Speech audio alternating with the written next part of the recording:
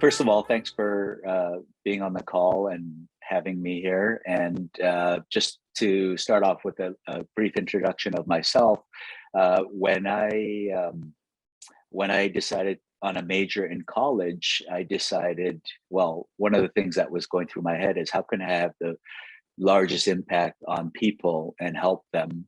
And so I decided to major in kinesiology and minor in nutrition because I thought exercise and food are one of the biggest factors uh, for maintaining and preserving health.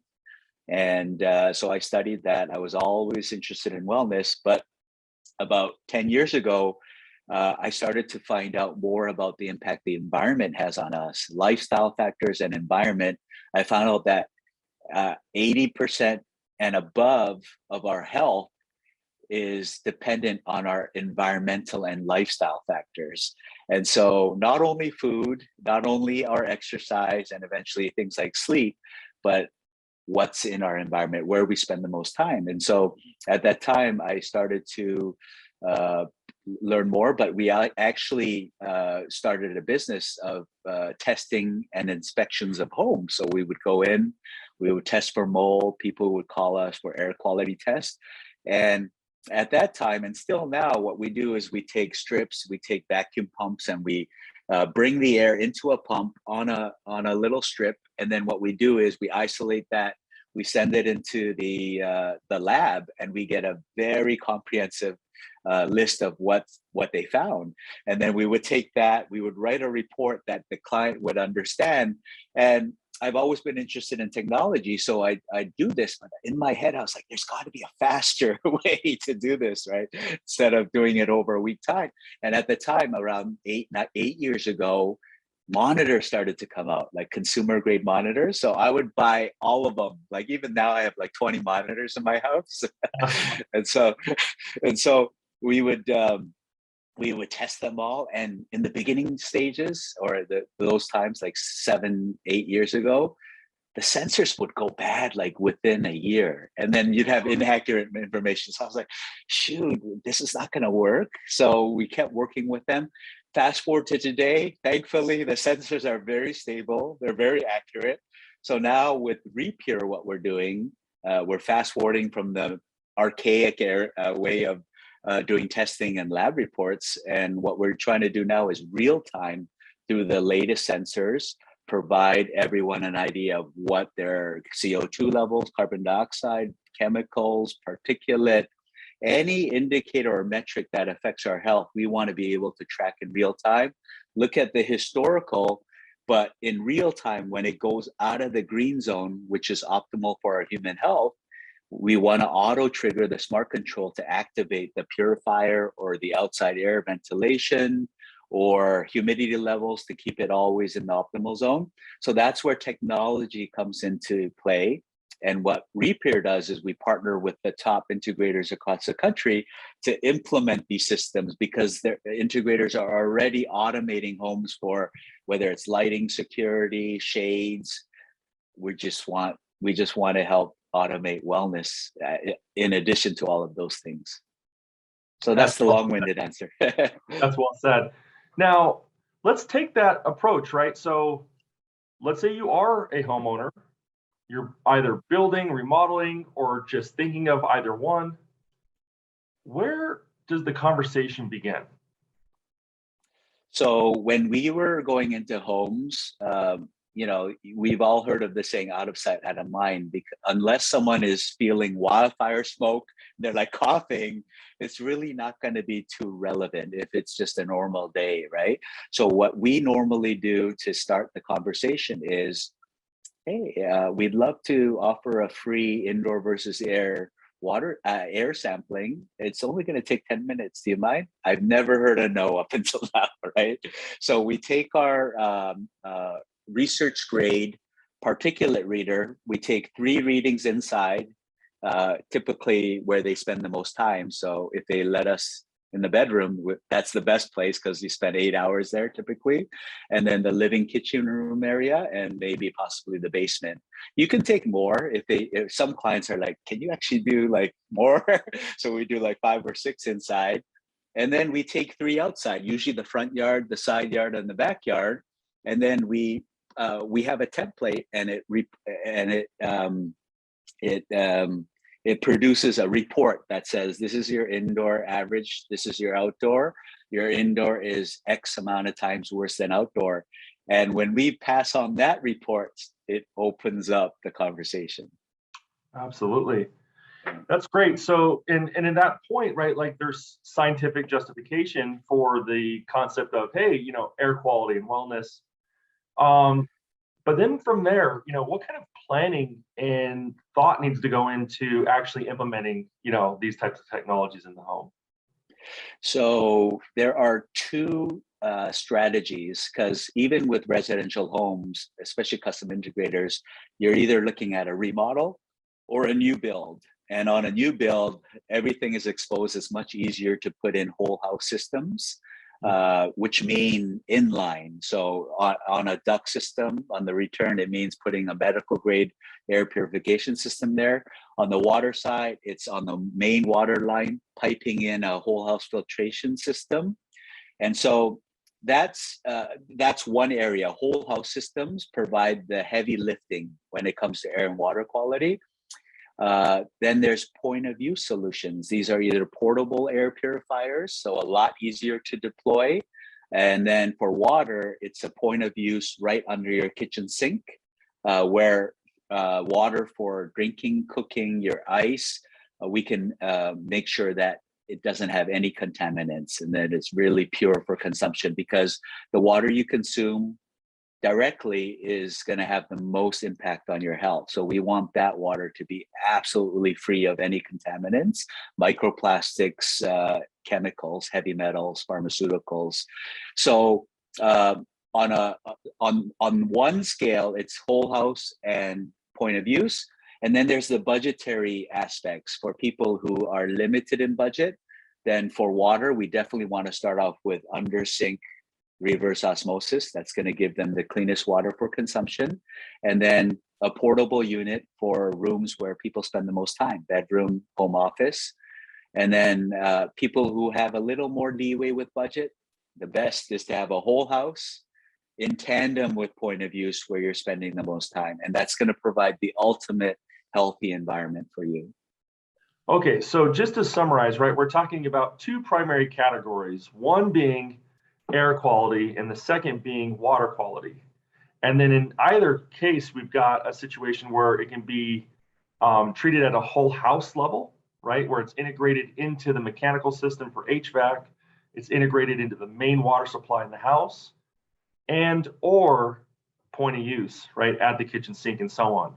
So with those two categories, can you just kind of elaborate, you know, with each one specifically? Like if someone's saying, hey, you know, the idea of air quality sounds amazing. The idea of water quality, sure, let's go. Can you just kind of explain a little bit more, like what does that actually mean for them? Sure. So people right now, especially in this type of economy with inflation that we live in, it's very difficult to part with money unless you're sure you're getting a return of some sort. So when it comes to air, even though it's invisible, the WHO has just stated last month, 99% of the global population are breathing air that exceeds the WHO standards for what is good air quality. That's 99%. So if you take that number and you extrapolate it across the country, the majority of, and the way that I explain it is, okay, there's two extremes here. One extreme that I like to give an example of is 9/11. So after the Twin Towers collapsed, there were firefighters, emergency crews on site every day for months, right?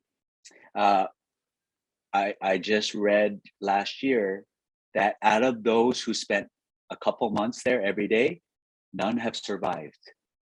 Every one of them have passed away because they were breathing in toxic fumes and contaminants at a very extreme level. So it shortened their lifespan. They got cancer and they passed away. So that's the extreme here. What we're talking about here now is everyday people living in their homes. 99% are breathing in air quality levels exceeding the WHO standard. So it's going to take a longer time, but it's impacting our health. Every breath we take 20,000 plus breaths a day.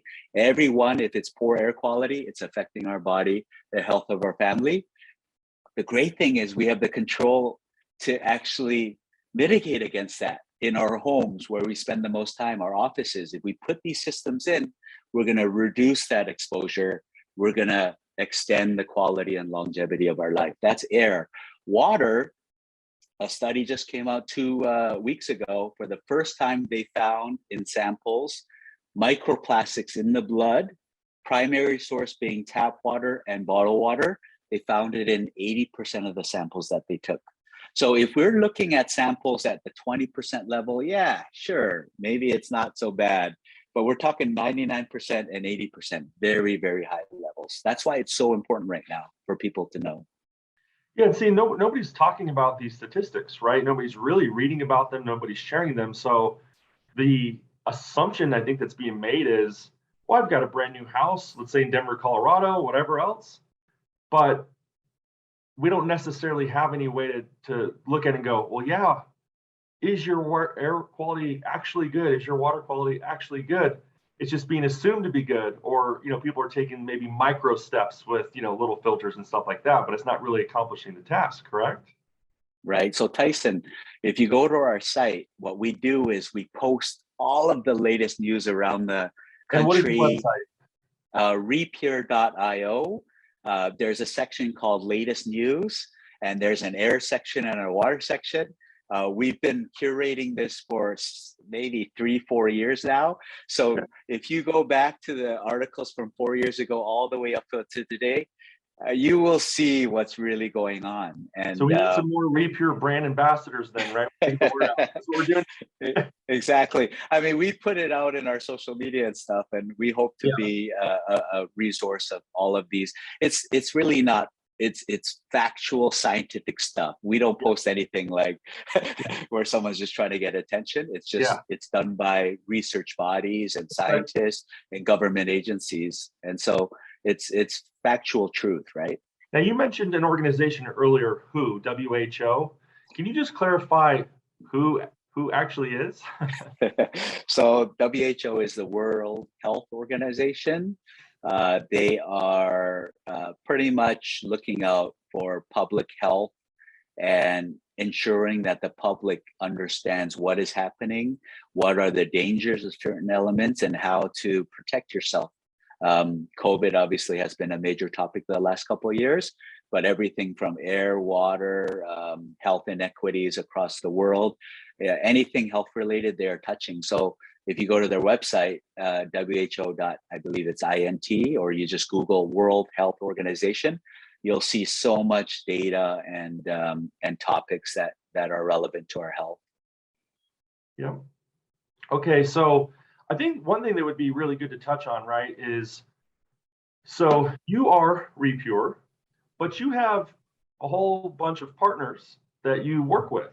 So can you give some just insight into how that all works and what people might expect when implementing solutions that you're behind? Right. So when we started off about a decade ago, like my home, I wanted to make it the healthiest home. I believe it's probably one of the healthiest homes in America based on all the sensor data that we have. But I really wanted a lot of people too. I wanted to get the best products, the highest performing, because my philosophy is the home is our body is within a body. That's the way I look at the home, because we're spending so much time indoors. So when we look at health for our own bodies, it's like, well, inputs, what are we eating, breathing, and drinking? If it's high quality, then it's gonna show up in our health status, right?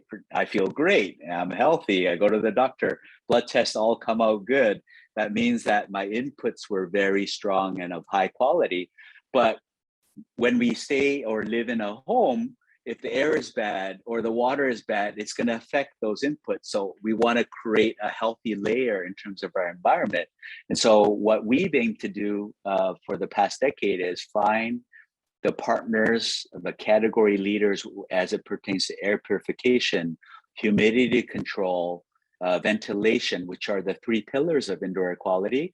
And we want that to be part of our ecosystem. So we created what I usually say, the Avengers of the healthy home. We have the best hardware partners that can help any home achieve the highest quality environment for their health. And so what we're helping them with is, a lot of them have been non-connected dumb.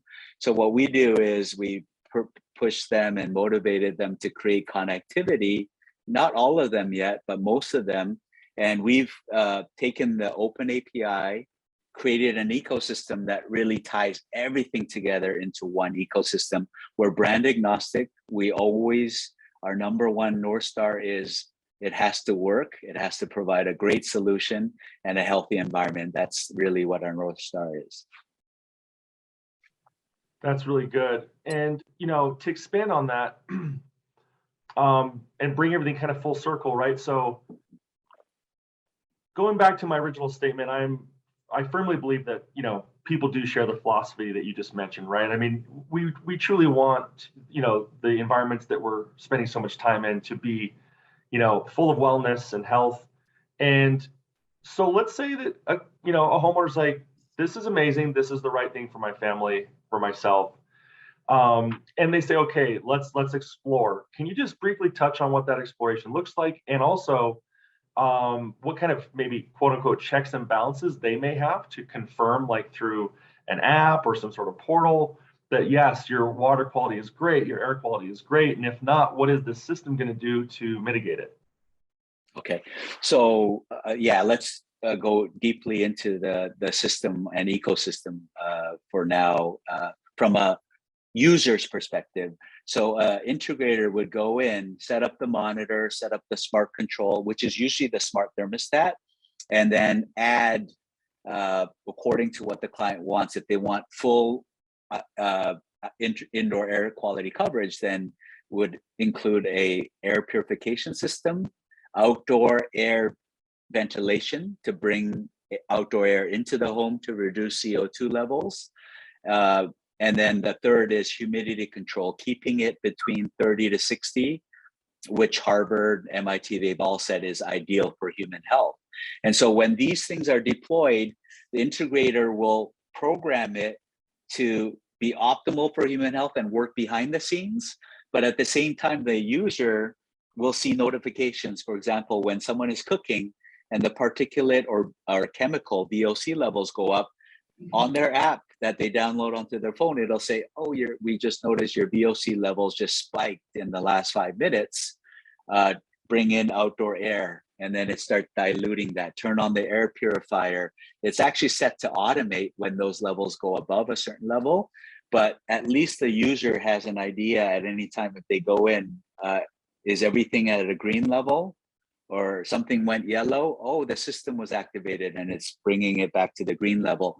That's really the beauty of the ecosystem, where the client has the visibility of what's going on, yet everything is automated in the background, taking care of their family.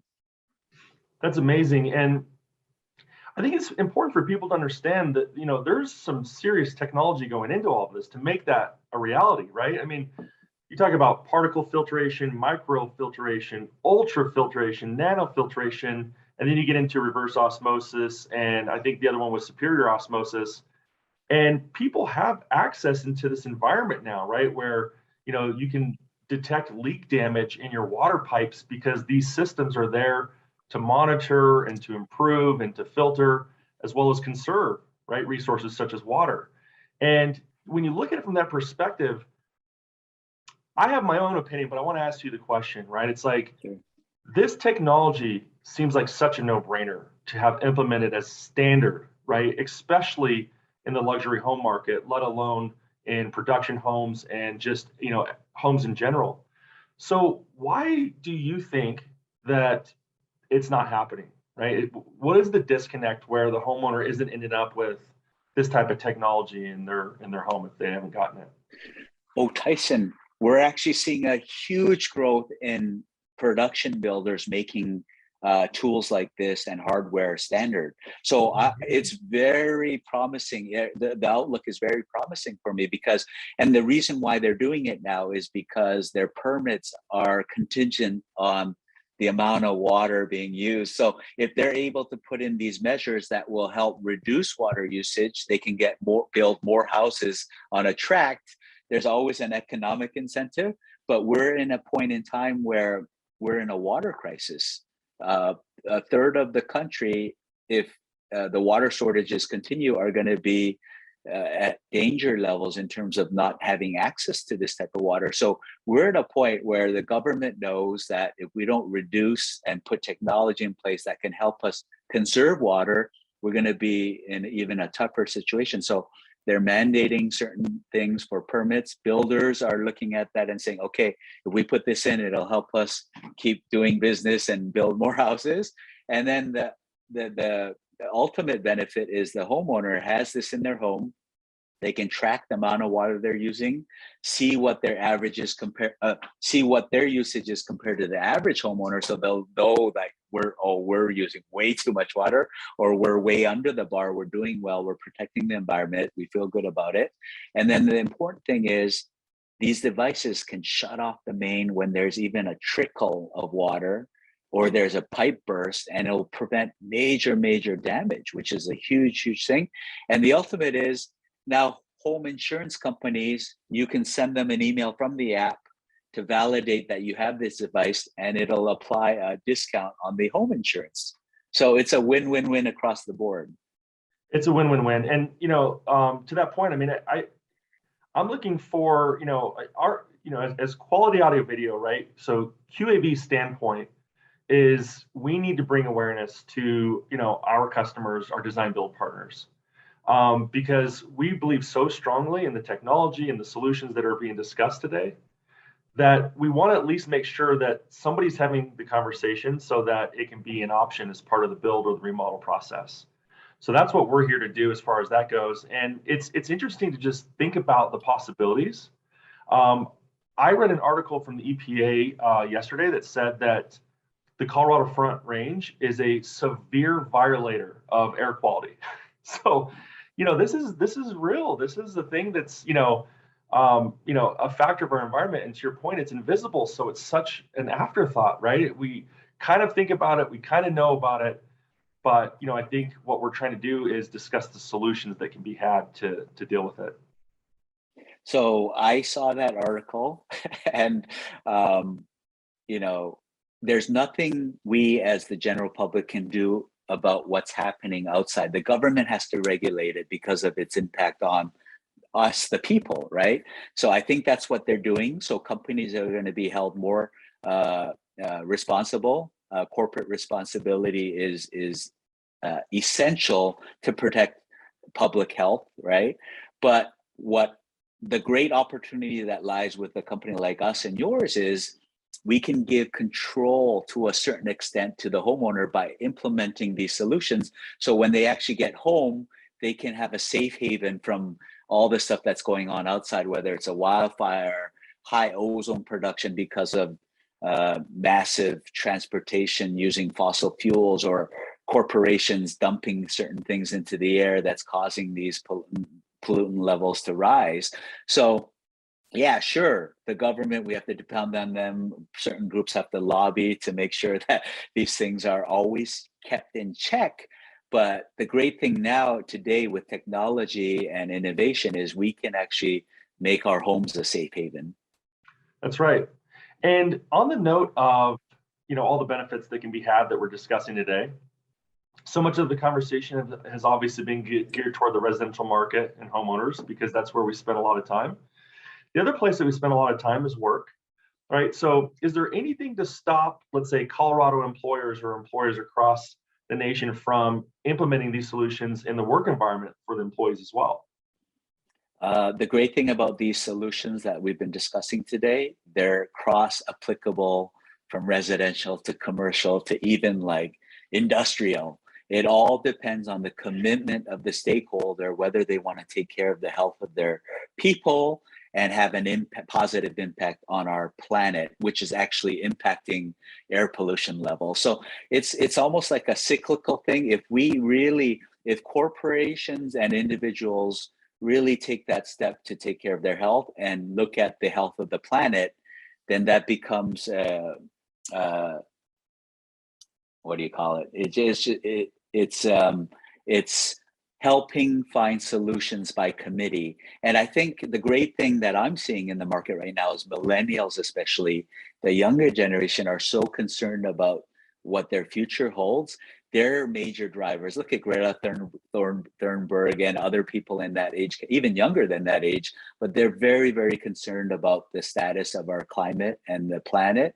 And so I think that's what's very hopeful for me. And for us, it's about putting the right tools in their hands to be able to make that maximum impact. Yeah, well said. And on that note, I think I would just say to you, is there anything that you can think of that we haven't discussed today that would be valuable for people to know or have as a takeaway? The biggest thing I think is for people to think about what they eat, what they breathe. Food, air, and water is typically it's going to be the greatest impact on their health and the health of their families. And food, it's pretty we eat typically 3 times a day, but we often don't think about what's coming into our bodies. But you add air and water into that, and if you think about it, the compounding effect over weeks, years, decades, what's that going to have on our family, our children? I think the conversation can start from there, right? And then we say, okay, how is my air quality? How do we know? Let's put a sensor in there. We don't have to spend a lot of money. Let's put a sensor in there to see first. Oh my goodness, I never knew radon levels were this high and that it can cause lung cancer. Okay, what do we do about that? And you just take a step-by-step process from there. That's right. And on that note, right, we're giving people the infrastructure and the tools to both know, what's in the environment and have a way to actually address it and improve it. So I think that's you can only properly manage what you can measure, whether it's business, our health, exercise, anything. We got to have some data to be able to properly manage it. So that's where it starts. Yep. And speaking of where it starts, you can definitely count on Quality Audio Video to be a huge ambassador of this, topic and category and everything that you're doing at Repure. I think it's completely amazing, and I look forward to seeing, the response from our customers and design build partners on this topic. And I look forward to working with you, Michael. Likewise, we look very forward to working with like-minded, very people-centric organizations such as Quality Audio Video, and excited about what the future holds for our collaboration. Absolutely. Well, thanks again for your time, and we'll be talking to you soon. Likewise, take care. Take care.